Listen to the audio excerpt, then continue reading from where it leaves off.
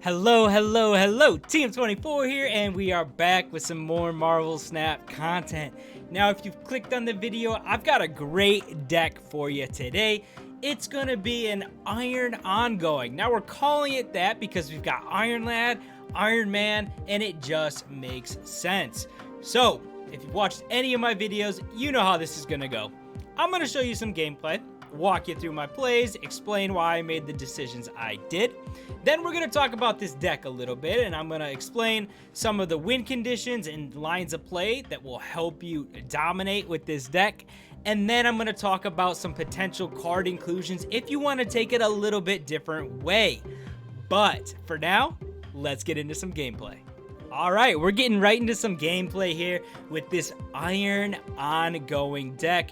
You can see here, we get Howard, and Howard is great because he's going to allow us to know what we're pulling with Jubilee, what Iron Lad is going to copy. So Howard is amazing. Additionally, being an ongoing card, he's great with Spectrum. So why not toss him in there and see what he can do? As you can see here, we've got pretty simple play. We can go Howard, right into Armor, right into Mr. Fantastic, and then we've got our choice of 4 drops ready to come down.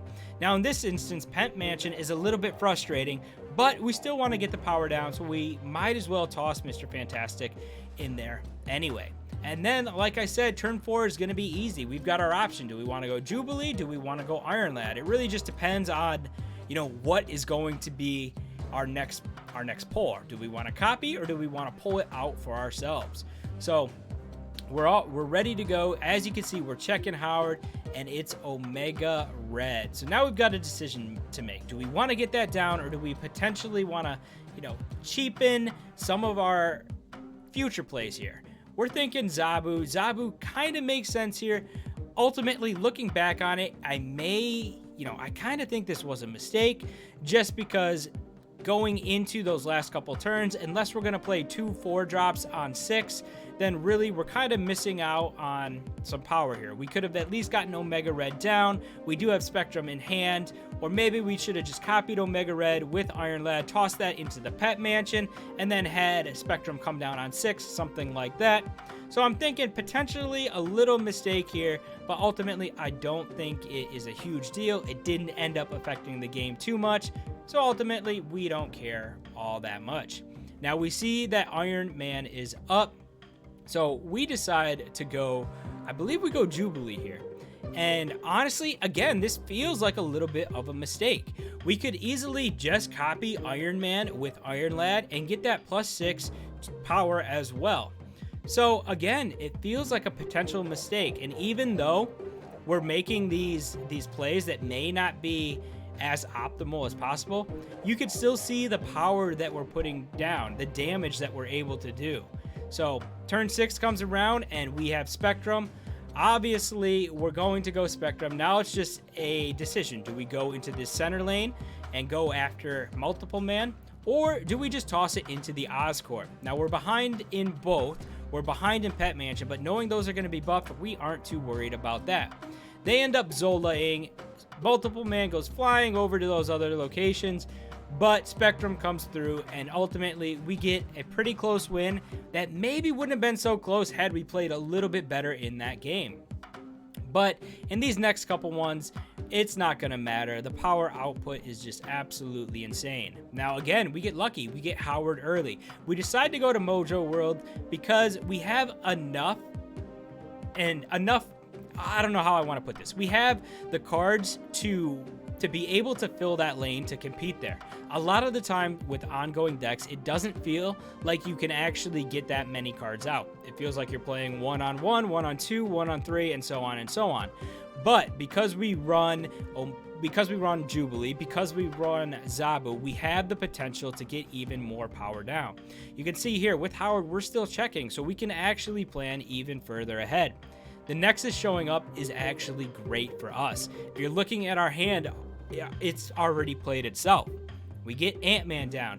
We follow that up with Omega Red. We follow that up with Iron Man, and then we've got Onslaught ready to go for an absolutely huge lane. Now, we could have considered Iron Lad for the 6 power over the 5, but ultimately it doesn't make too much of a difference, and we might as well take the little bit of extra power that Omega Red will give us. So, I mean, that our play line here was figured out as soon as we saw the Nexus, and that's something great about this deck as well.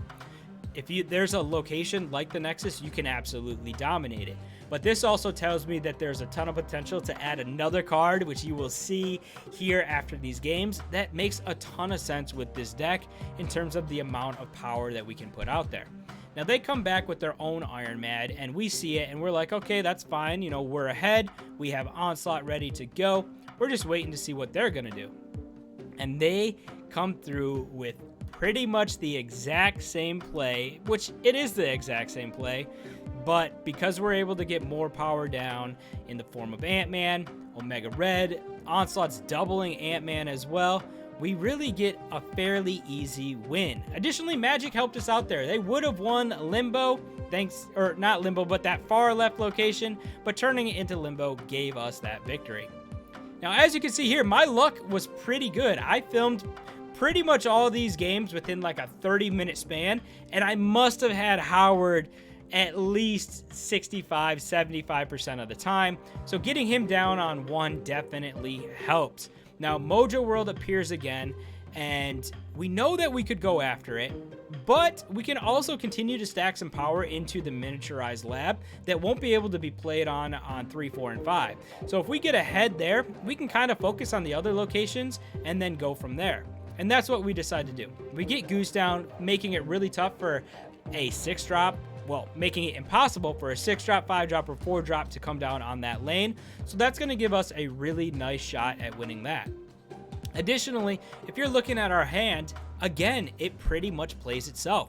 Turn 3, we have Mr. Fantastic. Turn 4, we could go Ant-Man. Turn 5, we've got Iron Man. Turn 6, we have Onslaught. So we are ready to go here, able to get these cards down. Now, Los Diablos base gets rid of the miniaturized lab, but ultimately that's not a big deal because we still have Goose there. And picking up Omega Red was pretty much the perfect pickup here. Mr. Fantastic, Omega Red, Iron Man into Onslaught is probably one of the best lanes that you can actually make with this deck. You're going to put power into those locations that you're not even on. You could see here, once we get rolling, that the amount of power we have in a location where we have no presence is kind of insane. You don't necessarily even need to play on another lane, and you could win the game that way. So that's what we're going for.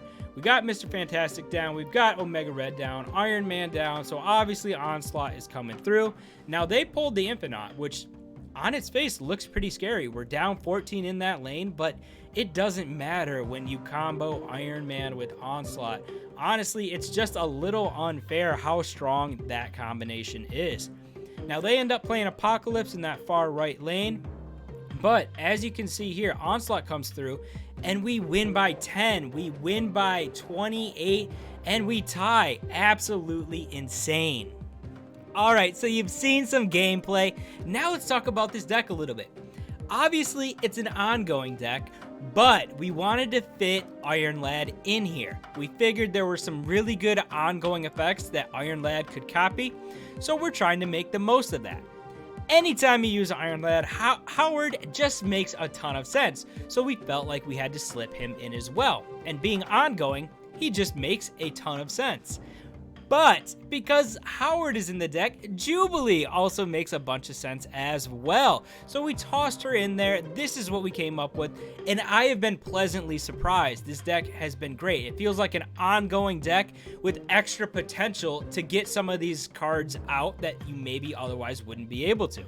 So you see how it's built. We've got mostly ongoing cards with the exception of Jubilee and Iron Lad, and we're really trying to utilize those two abilities, and thanks to Howard knowing exactly what we're going to pull, to just put out massive amounts of power. But let's talk about some of these win conditions. I'm going to throw a graphic up here.